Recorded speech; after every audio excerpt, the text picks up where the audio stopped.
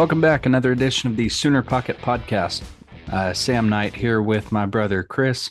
Chris, we got a lot of craziness going on today. Most notably, Nevada Las Vegas quarterback Matthew Sluka,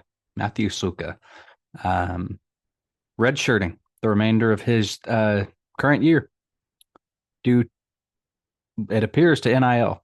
I don't know what else it would be at this point. We've seen lots of stuff coming out today, obviously, from his agent, who it sounds like probably had him agree to something that wasn't in writing. So strike one against the agent there. That also sounds like maybe he is a little high on his market value after beating Kansas. It's an interesting take for him, being at 318 passing yards through 3 games, that he is that worthy of that much more market value. But curious to get your thoughts on this. I'm glad that we're in a position where we're paying players, like with how much money those athletes make for the universities, going out there, putting their bodies, their whole futures on the line so we can watch a game that we like. They absolutely deserve to get paid. But I hate what we've come to where we're in a position where things like this are determining what rosters look like.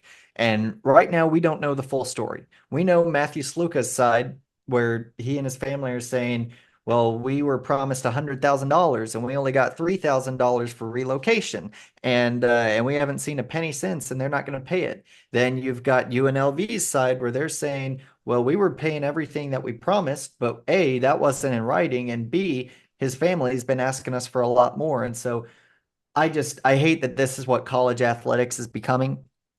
It's kind of sad to see it going down this route, regardless of how good the player is, really. I mean, I felt the same way with Caden Proctor.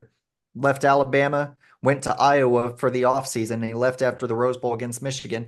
Went to Iowa, collected every penny he could in name, image, and likeness money in a fashion where he didn't have to pay it back. Then before the spring game, he re-entered the portal and transferred back to Alabama. I mean, there's just I don't like where it's at right now, regardless of what happens with Matthew Sluka. I just don't like it. It's a bit of a wild west. And you know what? I think my position on the whole thing is everybody just needs to honor their commitments, right? If you're a player and you're committing to, play for X price, whatever that is, the NCAA naturally has a block on pay for play stuff. What really amounts to pay for play? Who really says? Some could argue, I think you could effectively argue, that we're in a pay for play era. But player agrees to play for a certain amount. Then the school, the collective, they need to pay that, assuming it's in writing. Any good agent, I think, would have their player protected by having something like that in writing. If you're offered $100,000, it needs to not be from the lips of an assistant coach, and that's the end of it, right? We got to get that in writing. I'm not an agent, right? I'm not an agent, and I'd be looking out for somebody like that to make sure that they get that in writing. It's just common sense at a point. Yeah, yeah, common sense for sure. But ultimately, everybody needs to honor their commitment. That's on the school as well. If you've put something down in writing, said you're going to pay something, you've got to pay it. I'll just say, from my view right now, with what's out there, I think Matthew Sluka got a little ahead of himself. Probably made a bad business move on the advice of his agent. Agent may have been looking for a little bit extra in commission, retainer, whatever you pay an agent. But just not a good look. Not a good look for anyone involved, especially with their running back redshirting this afternoon. We've got quite a mess there at UNLV, and UNLV, 3-0 right now to start the season. They are showing early signs of strong contention for that group of 5 playoff spot. Be interesting to see what this does throughout the year. I'll be honest, I'm not too familiar with all of UNLV's workings, who else they've got on their schedule, and the magnitude of that schedule. But Starting 3-0, being one of the few to start 3-0, that puts you in a spot where you're in a bit more control than others when it comes to the rest of your season and your destiny where the playoffs concerned. Um, so bad move all around, I think. Something tells me this kid's going to end up regretting it. Like I said, 300 yards on the year through 3 games. You're not really in a position to be asking for that much and pulling the red shirt move.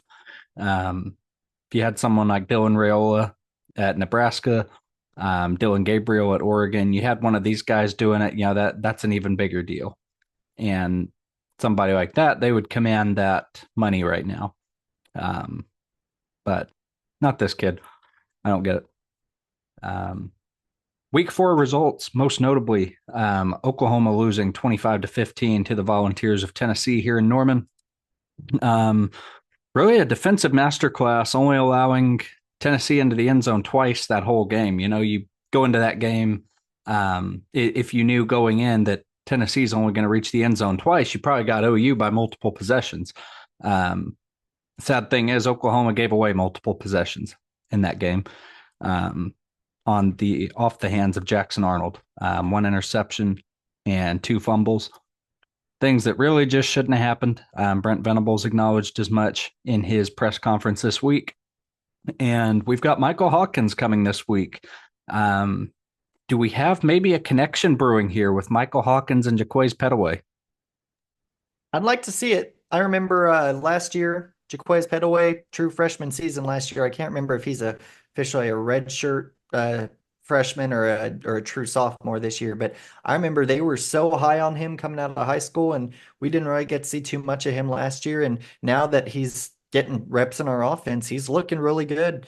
And it's funny, as OU fans, we've been praying for just anything close to a good defense for a long time because of how good our offenses have been. I mean, heck, just last year to show that it's not like a Brent Venables doesn't know offense thing. Just last year, we had one of the best offenses in all of college football. Last year's offense was better in almost every measurable category than Lincoln Riley's offense in 2021 was when he had Spencer Rattler and Caleb Williams at the helm. So like we know that Brent Venables can bring in good guys offensively.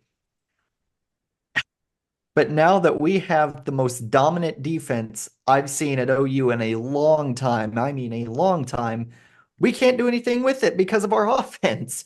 I mean, all we heard on College Game Day and from all the talking heads was how Tennessee's offense was going to prove to just be too dominant and too explosive for Oklahoma to deal with. Heck, my prediction was that we would be able to keep their offense in check for a little bit, but eventually they'd just overrun us in the late third quarter and into the fourth quarter. That didn't happen. We shut down Tennessee. 17 drives, only 2 touchdowns only 2 touchdowns allowed. When Nico Iamaleava is your quarterback, that is the opposing quarterback, I should say. That is a tremendous feat. And we couldn't do anything on offense.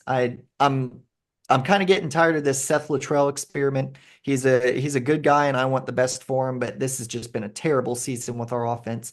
And Michael Hawkins, I remember this past winter when they were really recruiting him and he committed, they were showing a lot of his tape, like from the state championship game. There was one throw, if I'm remembering correctly, he was running to the opposite side. So he was running to his left and he just chucked it down the field to a receiver in tight coverage and hit him perfectly in stride. So we know that Michael Hawkins has the arm. We know he's fast. We know that he has all these things. So I'm excited to see what he can do. But gosh, it's just if you had told me 3 seasons ago when it was announced that OU and Texas were entering the SEC, if you had told me that OU would have one of the most dominant defenses in the SEC and one of the worst offenses, I probably would have smacked you silly. But it's just, my gosh, it's disappointing. But I tell you, Michael Hawkins, with how he stepped in there and scored those 2 touchdowns for us, even if Tennessee fans want to claim that Tennessee let off the gas, which they didn't, if you look at statistics and how they called their plays, still taking deep shots in the third and fourth quarter and blitzing, Michael Hawkins brought life back into the game for OU. He gave us hope in the fourth quarter. It wasn't too much, but he gave us a little. And so just because of how he really restored that and finally got the offense moving a little bit, I have him for my offensive player of the week. I understand you've got his counterpart as player of the week with the wide receiver, I should say. Yes, yes. Before I get there, um, all around disappointing effort offensively. Like you said, we got a little bit of life toward the end of the game with Michael Hawkins in there. Um, took him a drive or two to really get it figured out, but he got moving. Um, Props to Hawkins for being ready to play. You know, you you get these guys that are on the bench, especially true freshmen that don't necessarily come in expecting to play most times. Um, and you've got to work day in and day out, week in and week out, um, to be ready to go. You have to stay ready so that you don't have to get ready when the moment comes. And Michael Hawkins, props to him, man. There's no way he went into that game thinking, tonight's the night. Tonight's the night I'm going to get to go in. Jackson Arnold's going to get hurt. Jackson Arnold's going to get pulled, whatever. Um, no chance he thinks that, but he goes through the week, does his practice.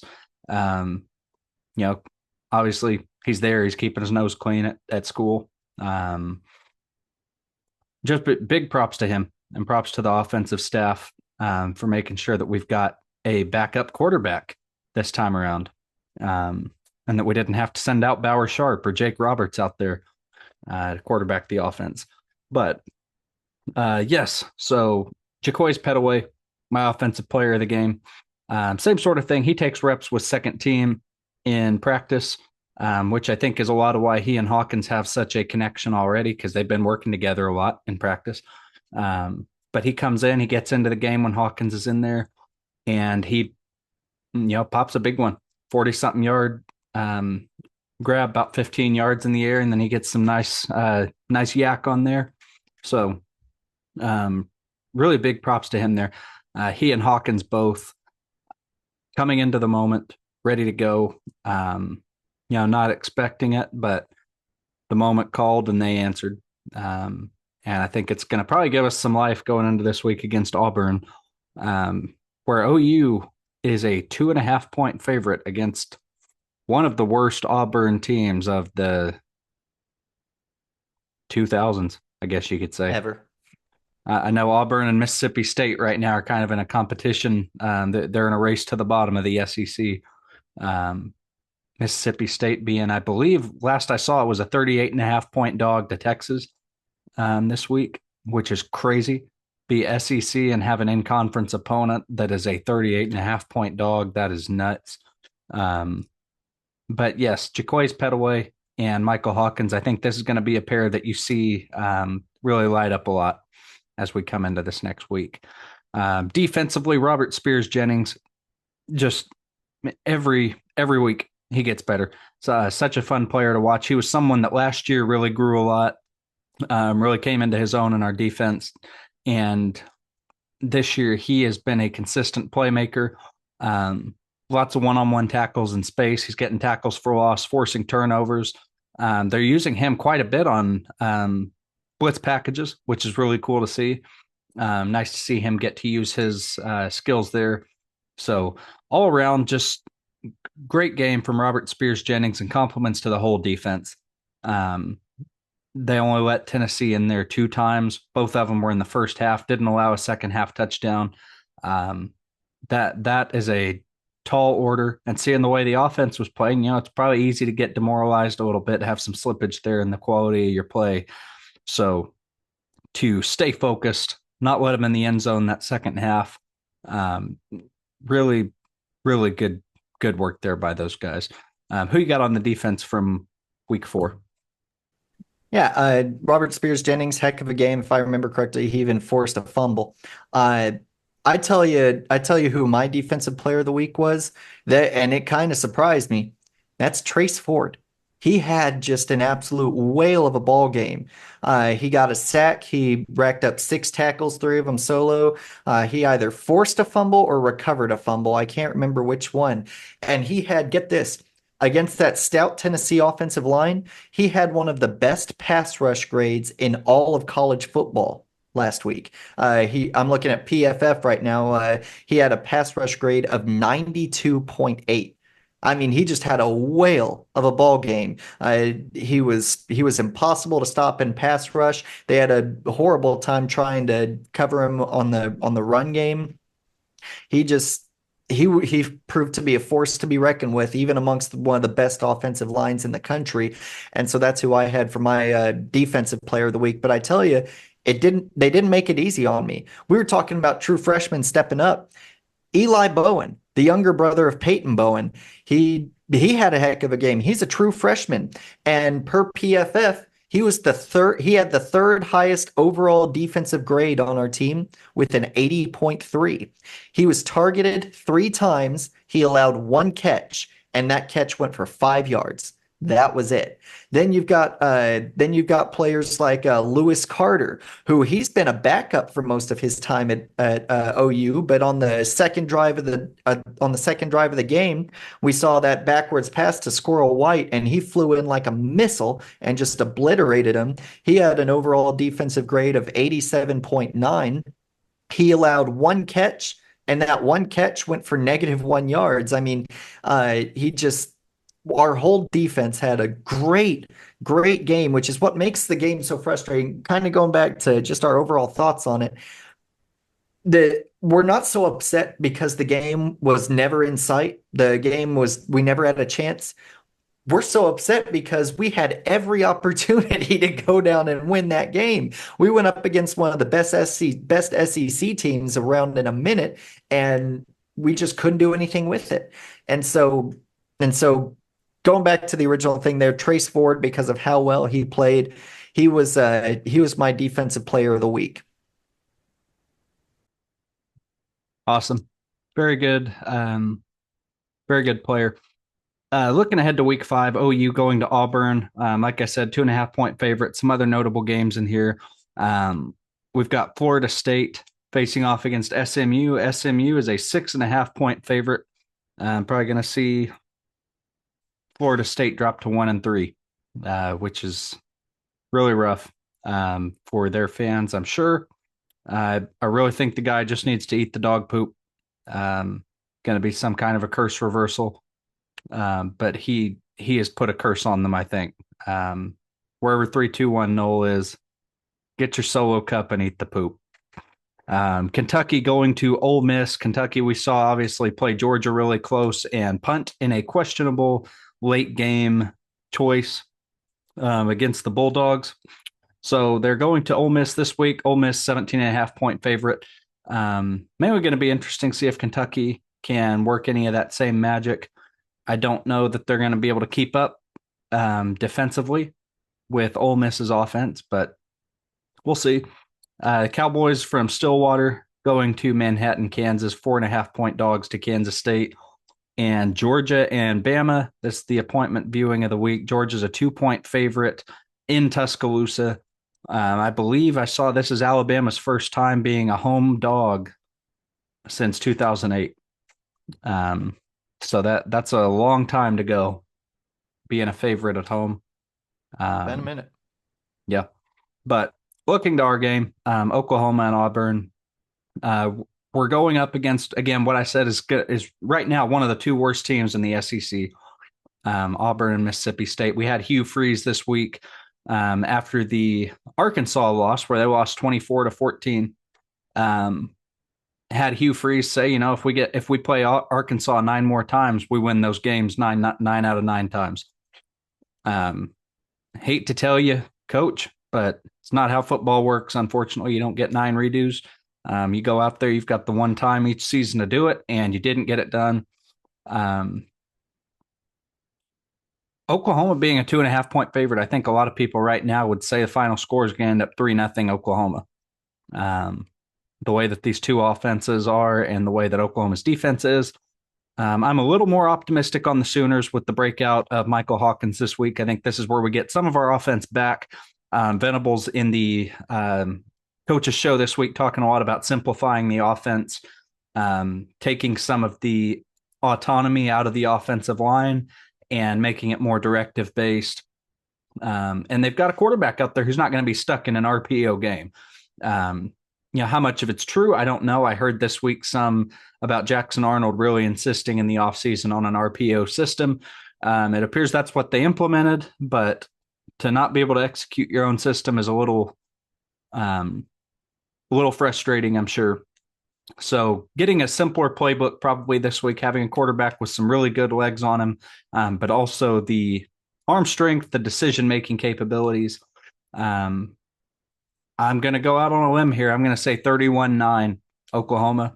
I think the offense comes back to life. We have a field goal probably midway through the game after a little bit of adjustment period. And I think Auburn gets 3 field goals. I don't think we let them into the end zone. If Tennessee right now is the best offense we've faced to this point, I would say Auburn is probably going to be the worst just in terms of conference play. I think they're going to get down there a couple times. Our defense will buck up. 3 field goals, 31-9 Sooners this week. Look for Michael Hawkins, Jaquays Petaway, and Taylor Tatum to be the triple threat of freshman impact for our offense this week. Do we know if Taylor Tatum's going to be back this week? I know he had to leave last week with an injury. I haven't seen anything indicating otherwise, but I hope Oh, he's and back. the injury report comes out tonight here in about an hour and a half. So, yeah, I guess we'll just keep an eye out for that. I could see that happening. I could also see, because we've talked before about how difficult of a place Jordan Hare is to play. Auburn is terrible, but UCF was pretty bad last year too. And because we had the bye week in between Texas and UCF, a couple weeks after we beat Texas 34-30, we host UCF at home and we're losing 5 minutes into the fourth quarter. So it's just one of those things where let's not get ahead of ourselves after how good our defense played last week. I really hope we can keep it up. I think they have all the ability and potential to. We have the scheme to. I just don't want to see them screw that up. I think our defense will keep their foots on the gas with how well they've been playing. And I think our offense will find just a little bit more success because Auburn hasn't had time to prepare really for Michael Hawkins. They have very limited game film from a very limited set of plays. So I think we'll likely see OU drive down the field a few times and score, probably get more field goals than touchdowns, if I'm being honest. I'm predicting a final score of 26-6. I think we're going to kick 4 field goals. I think Zach Keltner is going to kind of redeem himself. I mean, he doesn't really have anything to redeem, but kind of get his name back up after that missed extra point last week. Uh, just, I think our defense is going to continue, and hopefully we find that spark under Michael Hawkins. And you know what else would be nice? Is if for the first time this season, I can't believe I'm saying this, but if for the first time this season we have a quarterback throw for more than 200 yards, that would be pretty nice. I would appreciate that. It would be something. It's something to be 4 games into the season and not have a 200-yard passing game yet for an individual quarterback. Yeah, a lot of interesting stuff we're going to find out about this team this week, where it's going. This is going to be the benchmark for the rest of the season, I think, because we've played Tennessee aside, um, looking to Temple, Tulane, and Houston. We've played 3 very inferior opponents. Offense did pretty well against Temple, but Houston and Tulane, it left a lot to be desired. So going out against another inferior opponent this week to see if there's actually a change there, see if there's something that clicks, where we've got not just the ability to throw for the 200 yards, the ability to convert third down on a consistent basis, the ability to throw, to have explosive plays, get a touchdown that's maybe over 50 yards, some kind of bomb. We've got the speed, we've got the agility, the experience in our wide receiver room to do it. And can we run the ball? With a simplified scheme offensively, different quarterback, different set of plays we're running maybe. Can that offensive line come in and run the ball, and that Auburn defensive line? I don't know. We're going to find out. We've got a week off after that, and then it's on to Texas. So this is going to be a pretty important week for the team, for Michael Hawkins, and for the offense to see where it is. The defense is in good shape. Defense just needs to hold strong. Put Auburn down. Don't give them extra chances. And for Pete's sake, man, let's not turn the ball over right after we get a turnover. I've never especially not seen on the that. next play. I've never seen that in my life two times in a game by the same team, and By especially the I same haven't seen it from player. OU. It's something. The big game this week, Georgia and Bama. Who you got?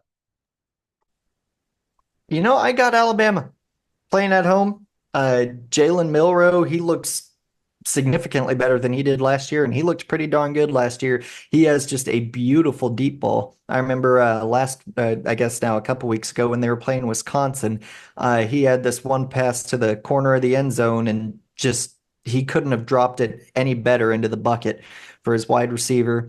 They have a really talented offense and they have a pretty good defense. I wouldn't go out to say that their defense is as good as Georgia's, but boy, they have a good defense still. And Georgia, I don't know. I feel like Carson Beck has been kind of like he's been nice this year, but he's been a little bit underwhelming compared to how he was last year.